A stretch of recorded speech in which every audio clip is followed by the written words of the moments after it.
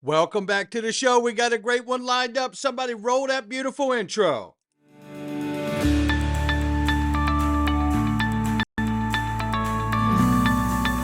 Digital Perspectives with Brad Kimes. Come on in.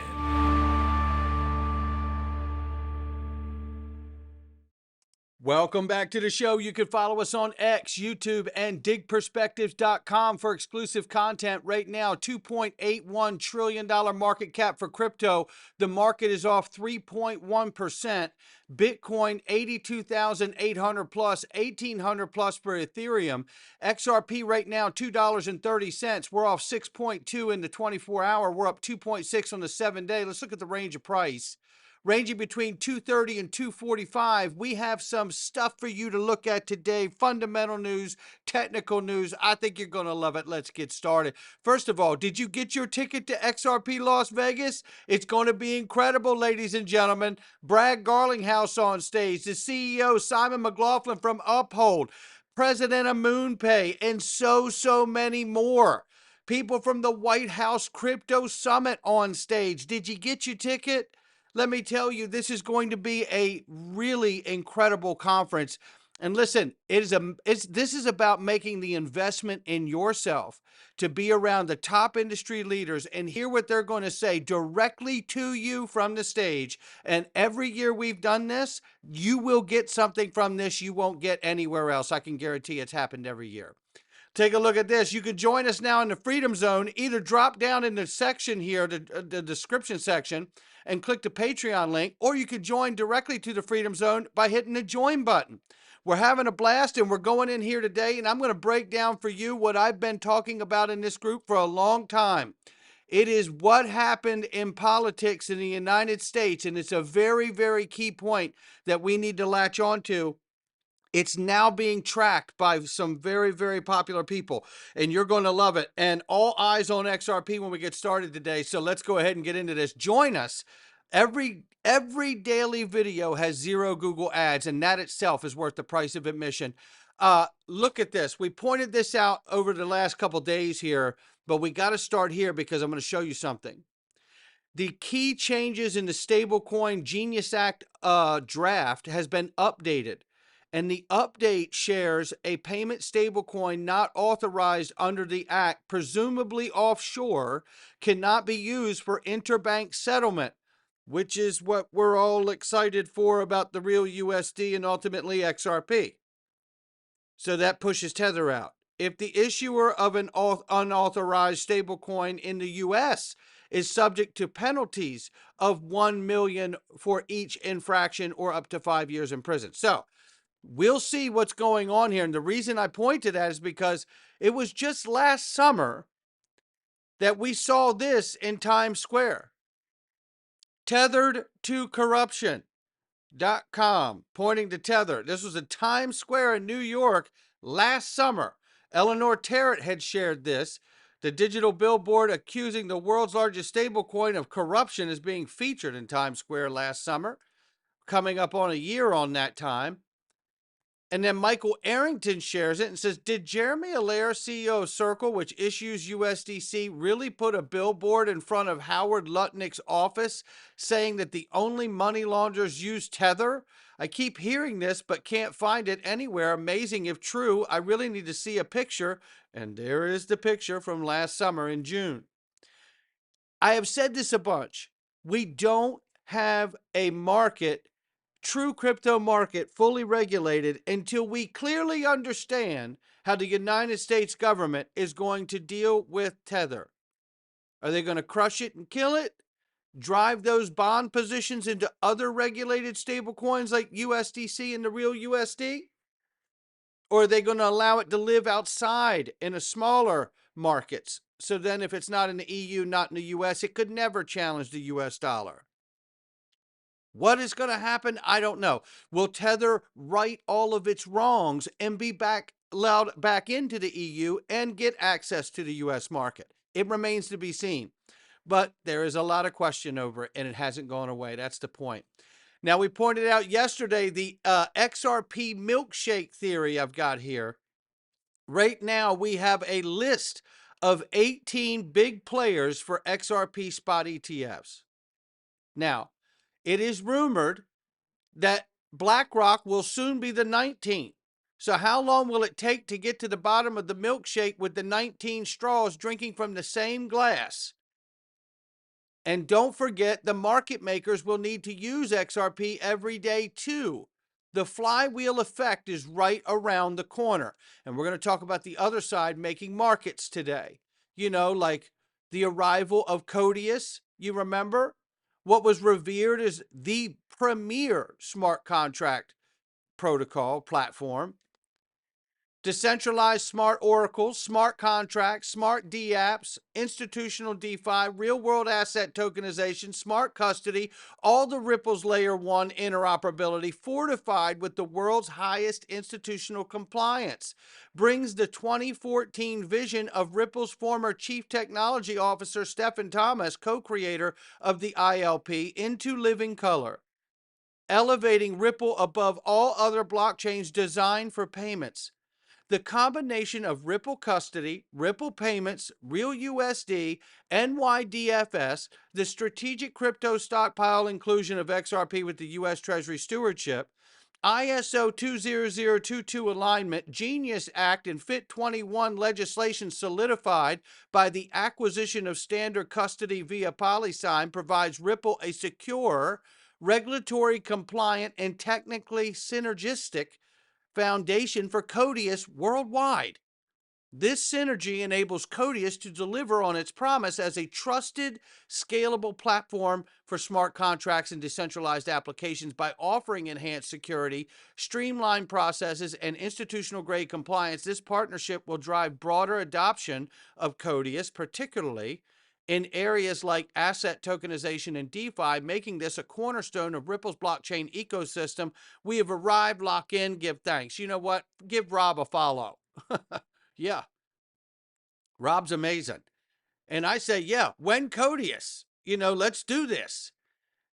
And because we know it's smart contracts and all these different layers, you could go to that fair use tax that I've talked about on blockchain, and you could use Codius to do it with the U.S. government. Make sure every merchant, when they take a payment, government immediately gets their fair use tax out of that, eliminate income tax, and off we go with the new monetary system. And this will help with Codius. The DTCC is a nonprofit clearinghouse processing quadrillions annually. You think they could benefit from Codius? I think they could, especially understanding that they bought Securrency, which is now digital assets to DTCC, and we know it's interoperable with XRP Ledger, Ethereum, and other networks as well. You could have the U.S. government nationalize, use Ripple and other U.S. fintechs to streamline operations, have the U.S. government strategic digital assets, XRP, ADA, Solana, Ethereum contract and settlement run operations, profit, help pay off debt, and build cash flow for the country. These are all wonderful, wonderful ideas and possibilities that didn't exist before because of how powerful this innovation is. And just a couple months ago, the previous administration was squashing it. But what we believe will happen is that most market makers, in filling out the world of exchanging value from anything of value, again, currencies, merchant reward points, airline miles, gold, silver, anything that you define as value, most people will actually, most market makers will use XRP. Because as a currency without a counterparty, it is a completely unique thing in the protocol, just like Bitcoin is completely unique. So again, our view of why math-based currencies are so valuable isn't necessarily that they replace existing currencies, it's just that they have a very unique feature in that they have no counterparty. So the whole world, the world only has to think about one thing when it comes to Bitcoin or Ripple, is the price in any microsecond in time. You never have to think about the counterparty risks. It turns out that that is a completely unique thing that's never existed before. And there you have that. And again, we spent time yesterday talking about the XRP Milkshake theory, which involved the XRP spot ETFs, which means that for all of those investment products, all those ETFs to come, Every time they sell an ETF position, they're going to have to take some XRP off the market and put it in a qualified custodian. But as Chris Larson just explained here from years ago, the market makers will use it. All the market makers will use it. And everything is just one hop away by auto bridging. Shout out to Vet for that. He's going to be on stage at XRP Las Vegas. Now, to echo exactly what Chris Larson said years ago, listen to how that has taken shape and has even more of a clear vision today about how XRP will work for market makers. And as Riz XRP says here, XRP can't be cheap forever. I completely agree. Take a look here. Take a listen. As a customer, is there any exposure to fluctuations in the price of the cryptocurrency? Nope. Yes, great question. No, as a business that's been in this industry for a long time, we know that the senders and receivers are very focused on fiat. That's their lifeline, that's their blood, that's their entire business. So we hide any real visibility into the cryptocurrency XRP. So in the system, you'll really just see a fiat to fiat payment option. Because of that, we hide and protect our customers from any fluctuation in the open market. It's irrelevant to you how much XRP equals how much Singapore dollars, for example. All you want to know is that you can make your $1 million payment into Vietnam, for example. So the customer is never exposed to any fluctuation in price of the digital asset here. And that is something we've never seen before. And I have believed for a long time, like a lot of you, that this is going to change the face of payments and the financial industry as a whole. I absolutely believe the disruption is going to happen in the greatest way to serve all of us. Now, let's take a look at this. I have some different things for you to look at today. So we're not done here, but I have some different things and takes for you to see today. One is we're at 230 right now in price. Eggrag Crypto tells us 222 is a strong support level. So keep that in mind as we move forward through the near term. Now, let's take a look at this. Legendary trader John Bollinger, who created the Bollinger Bands, just like there's Fibonacci tools and RSIs and all these other tools, John Bollinger created the Bollinger Bands for technical analysts. And he believes that XRP might potentially become a new market leader. Saying this, legendary trader John Bollinger has suggested that Ripple-linked XRP cryptocurrency could become a new market leader in his recent social media post, using a vivid metaphor sourced from Greek mythology. Bollinger has noticed that the major altcoin has resisted the recent Singing of the Sirens best song. This is the first time Bollinger has weighed in on XRP's price action in years. Back in 2018, he said he did not know enough about the token to have an opinion about its future, and now suggesting and leaning into the idea that it may become a market leader. Eggrag Crypto also suggests here that we could be staring down the barrel of a $33 to $70 XRP in the future, and maybe not too distant future. So this is getting very, very exciting, and we know there's so many great fundamental pieces of news that could send us in a very parabolic fashion. You know, the ending of the case, and ending in a very favorable way for Ripple and XRP, right? Which is already favorable to begin with. So getting the fine dropped and getting institutional sales removed so they can go back to business. You know, this would be just absolutely powerful to have that happen. Then you have the confirmation of Paul Atkins to make some of that happen, right? Then you have stablecoin legislation, taxes, market infrastructure for crypto, zero cap gains on U.S. domiciled assets. They do all of this. Is this hard to believe for you? Because it's not for me. But I do believe it would take the effort of all of those things and the adoption included. This is the Modern Investor. It gives a great take here for 2 minutes. Take a listen to this. Shout out to him. To be in the top 4% of XRP holders on the planet, you need 11,500 Bitcoin. And I'm saying these numbers specifically and slowly to you so that they really enter your brain. Do you remember, back in the early olden days, in 2016, 2017, can anyone remember how much $1,000 purchased you an XRP? Anybody? I remember. It was roughly anywhere, it was depending on the day. It was anywhere from 100,000 to 150,000 XRP. And I share this lesson so others can learn from it. I was looking at XRP at that time, but did not know anything about it. It was when I found the Federal Reserve Faster Payments Task Force that XRP had made that jump from the 0.006 of a penny up to the 20-some cent range. And man, the FOMO then was like super crazy. But again, I'll never forget, because I was still trying to learn about what I was about to invest in and get my mind wrapped around it. In my mind, looking back on it, had I had it to do again, if I really thought about it at that time, because I didn't even have an account on a cryptocurrency exchange. And at that time, you had to buy, Bitcoin or Ethereum on one platform and then go to another platform and get XRP, right? A lot of people don't know that or remember it.